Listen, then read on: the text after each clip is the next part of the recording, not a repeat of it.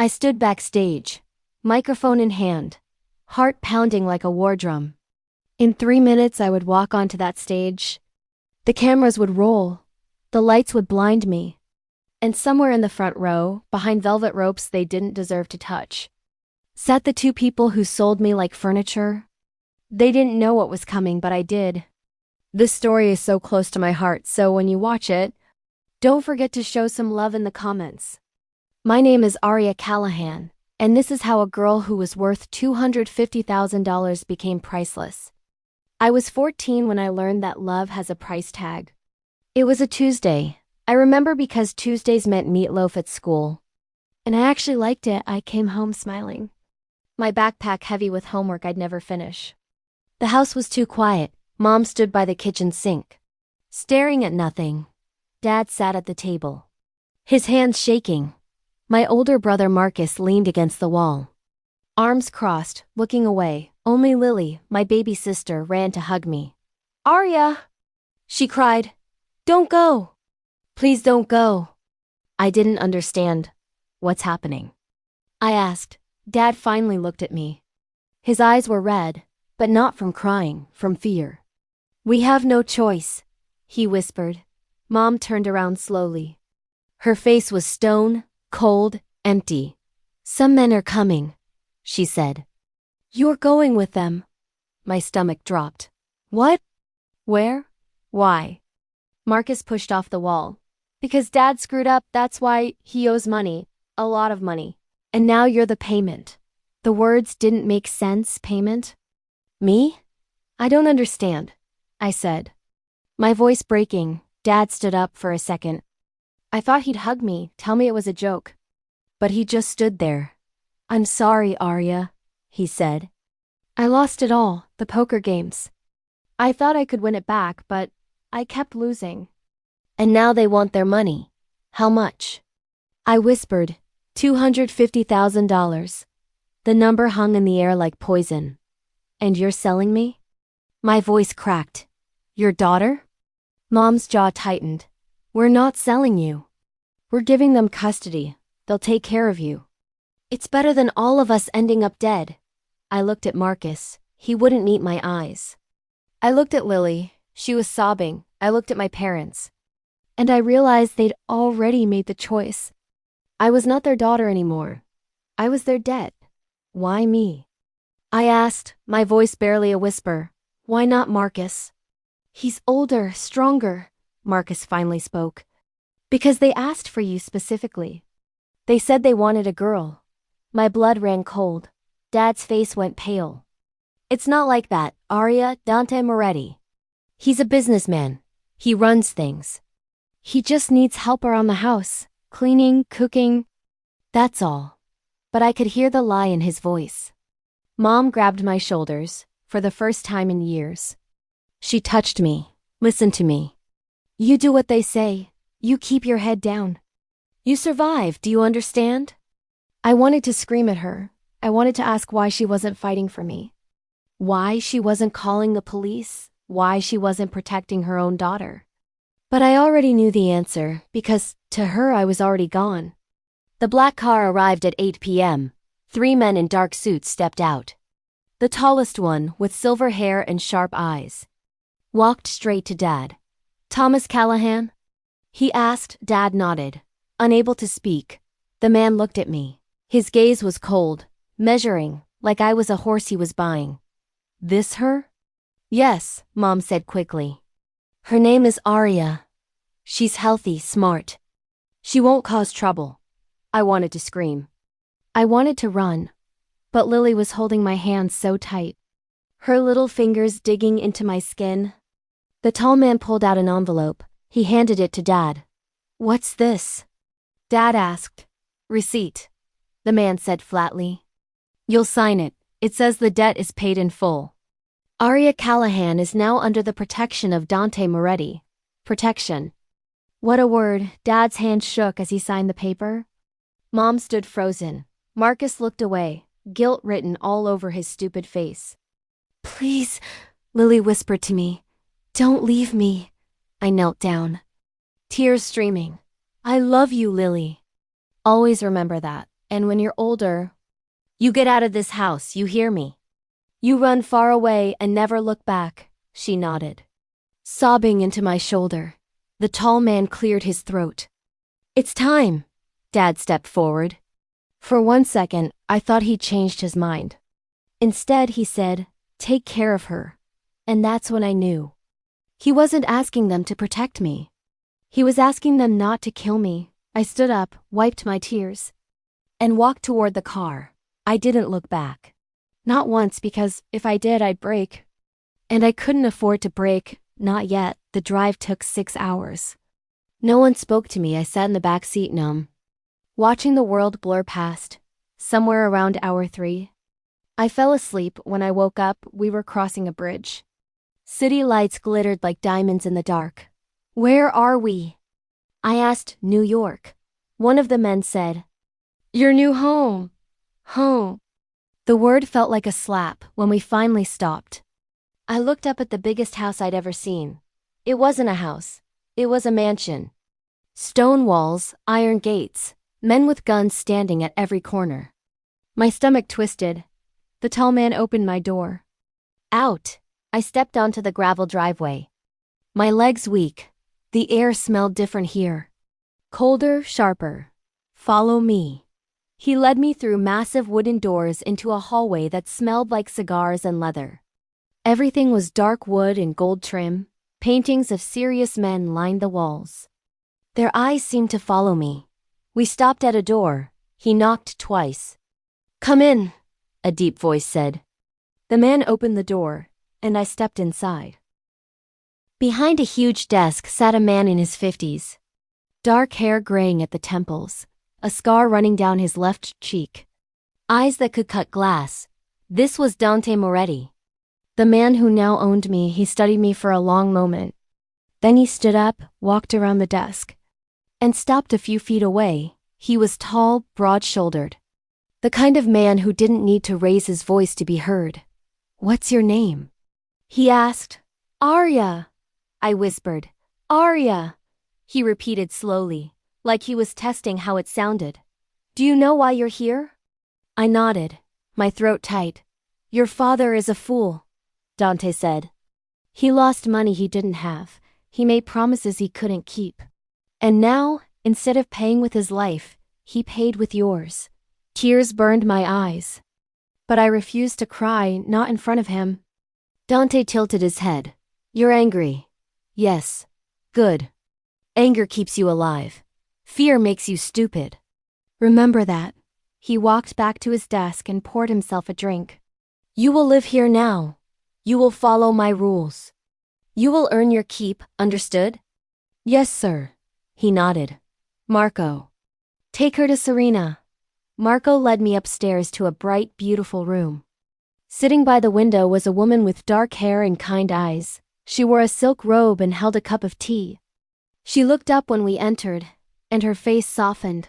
Hello, Arya, she said softly. I'm Serena, Dante's wife. I didn't know what to say. I just stood there frozen. Marco left, closing the door behind him.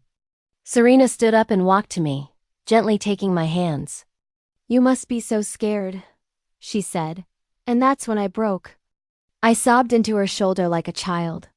And she held me, whispering, You're safe now. I promise. No one will hurt you here. But I didn't believe her. How could I? Serena showed me to my room. It was bigger than my entire house back in Chicago. A 4-poster bed, a wooden desk, a closet full of clothes that actually fit me. These are for you, Serena said.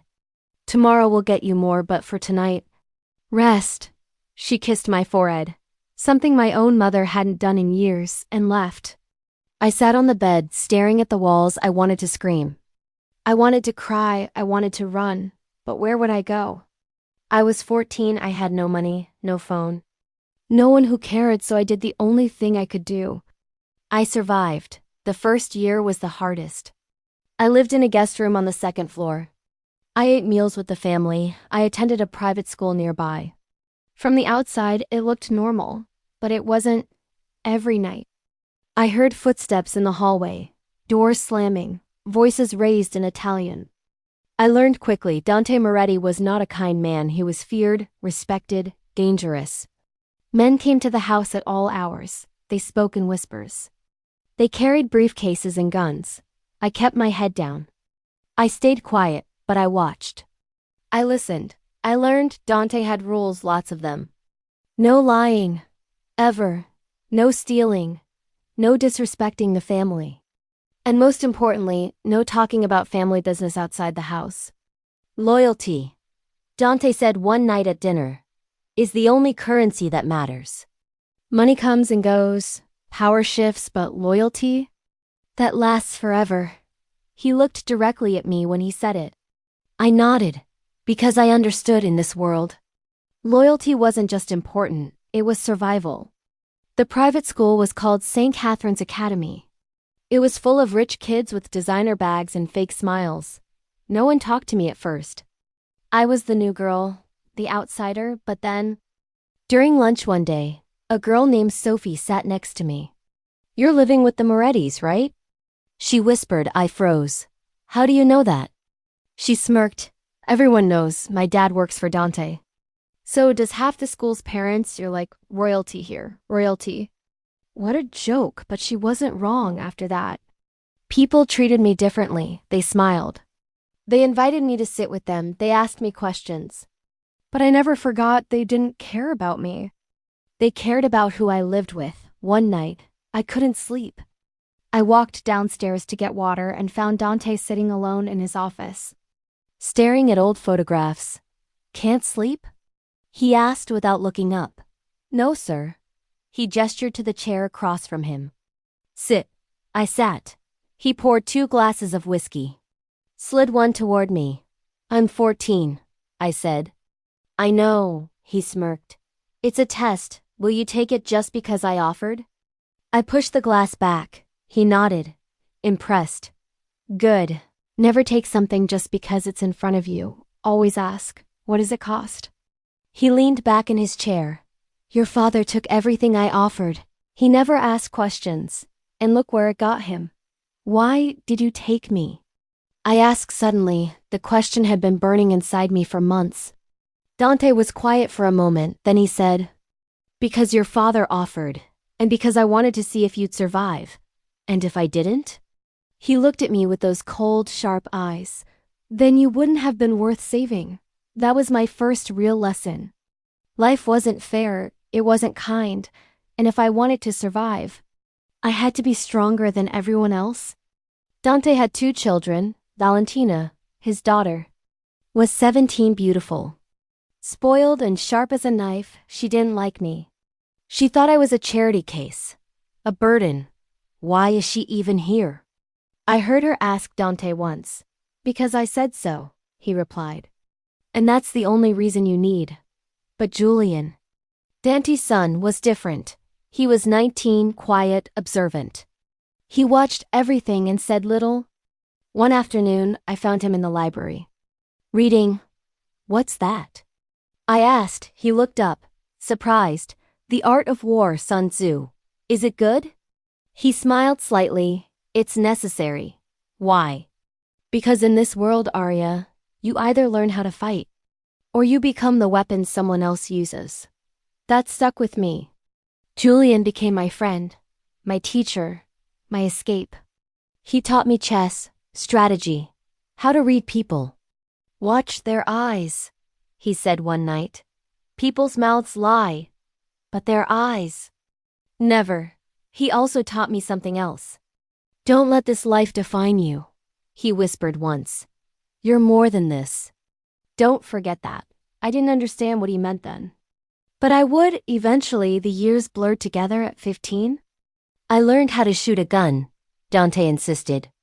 Everyone in this house knows how to protect themselves, he said. You're no different. At 16, I started training in self-defense with Marco. One of Dante's men. He was brutal. He didn't go easy on me just because I was a girl. Again, he'd bark every time I fell. And I'd get up again and again. At 17, I wasn't a scared girl anymore. I was sharper, colder, stronger. I watched Dante handle business. I saw how he commanded a room with just a look, how he made people bend with just a word. I learned about power, real power, and I realized something. I didn't want to be powerless ever again. But at night, alone in my room, I dreamed of something else. I wanted to act. I'd always loved movies. Even as a kid in Chicago, I'd sneak into the theater and watch films for hours. I loved how actors could become someone else, how they could make you feel things. And I wanted that. I wanted to be seen. Not as Dante's charity case, not as the girl who was sold, but as me, Arya Callahan. So at 17 I started sneaking out. I'd wait until everyone was asleep, slip out the side door, and take the subway to a small theater in Brooklyn. I signed up for acting classes under a fake name, Arya Martin. I worked as a waitress at a diner to pay for the classes. No one in the Moretti family knew. For the first time in years, I felt free. My teacher, a woman named Rita, saw something in me. "You have fire," she said one day. "Use it, channel it. Make people feel what you feel." And I did. Every scene I performed was real, every tear, every scream, every moment of pain, it was all me. Acting became my escape, my therapy, my revenge. One night, I came home at 2 a.m. I slipped through the side door, thinking everyone was asleep. But Julian was waiting in the kitchen. "Where were you?" he asked quietly. My heart stopped. Nowhere. I couldn't sleep. I went for a walk. Don't lie to me. "Arya." I froze. He stood up, walked over, and looked me in the eyes. "I've known for months." "I followed you once." Panic flooded through me. "Are you going to tell your father?" He was quiet for a long moment. Then he said, "No, why not?" "Because I understand." He leaned against the counter. "You want something that's yours. Something they can't control. I get it." Tears burned my eyes. "Thank you. But be careful," he warned. "If anyone else finds out, it won't end well." I nodded. From that night on, Julian became my ally, my protector, and slowly, something else began to grow between us. When I turned 18, Dante called me into his office. "You're an adult now," he said. "You can leave if you want." "I won't stop you." I stared at him, shocked. "You're letting me go?" "I'm giving you a choice," he corrected. "Stay and be part of this family, or leave and build your own life. Either way, the debt is paid. You're free." I thought about my parents, about Marcus, about the people who sold me. Then I thought about Dante, Serena, Julian. They weren't perfect, but they never abandoned me. "I'll stay," I said. "But on my terms," Dante smiled. "What terms?" "I want to be an actress." He laughed, actually laughed. "An actress?" "Yes." He studied me for a long moment, then nodded. "Fine. But you still follow my rules under this roof." "Deal." He poured 2 glasses of whiskey. This time, he didn't test me. He just handed me one. "To freedom," he said. "To choice," I replied. We drank. The next 5 years were brutal. I auditioned for everything. Commercials, student films, plays in basements, anything I could get. I got rejected 100 times, maybe more. Casting directors told me I wasn't pretty enough. Not thin enough, not experienced enough, but I didn't quit at 19. I got my first real role, a supporting part in an indie film. I played a girl who escaped an abusive home. The irony wasn't lost on me. At 21, I landed a guest spot on a TV show. At 23, I was cast in a Netflix series. At 25, I was nominated for an award. At 28, my face was on a billboard in Times Square. Arya Callahan, the girl who was sold, now a star, through it all. Julian was there. He came to my plays. He drove me to auditions. He held me when I cried after bad reviews, and somewhere along the way, we fell in love, not the loud, dramatic kind. The quiet kind. The steady kind. "I'm proud of you," he whispered one night as we sat on his balcony, looking at the city lights. For what? For not giving up, for fighting, for becoming exactly who you wanted to be. I leaned into him. I couldn't have done it without you. Yes, you could have, he said. But I'm glad you didn't have to. At 30. Everything changed. I got a call from a producer named David Stern. He'd read a script called Sold. It was about a girl sold by her family to pay a debt, a girl who survived. Who fought back, who won. It was my story. We want you to play the lead, he said. My hands shook as I read the script. Every scene, every line, it was like looking in a mirror. How did you get this story? I asked. Anonymous source, he said. But it's powerful. And we think you're the only one who can bring it to life. I knew who the source was. Julian. That night, I confronted him. Did you do this? I asked. He didn't deny it. Yes. Why? Because the world needs to know your story. And because you deserve to tell it. Tears streamed down my face. This is going to open everything up. My family, the Morettis. Everything. I know, he said. But you're strong enough now. And I'll be right there with you. I kissed him. Hard, desperate, grateful. Okay, I whispered. Let's do it. Filming Sold was the hardest thing I'd ever done. Every scene ripped open old wounds. Every line brought back memories I'd buried. But I didn't hold back. I gave everything. The director, a woman named Claire, pulled me aside one day. You're not acting, are you? She asked gently. No, I admitted. I'm remembering. She hugged me.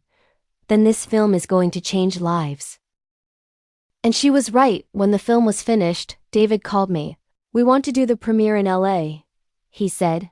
No, I replied. Chicago? Chicago? Why?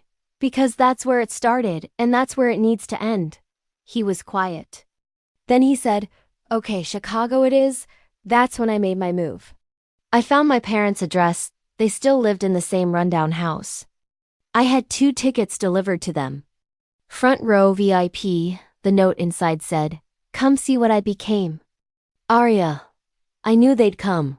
Curiosity, guilt, greed. Whatever the reason, they'd show up, and I'd be ready, and here we are. I'm standing backstage, heart pounding, hands shaking. In 3 minutes I walk onto that stage. Julian squeezes my hand. You ready? Yes, remember you don't owe them anything. Not an explanation, not forgiveness, nothing. I know. Serena appears. Beautiful in a silver gown, she cups my face. You are extraordinary, Aria. We're so proud of you.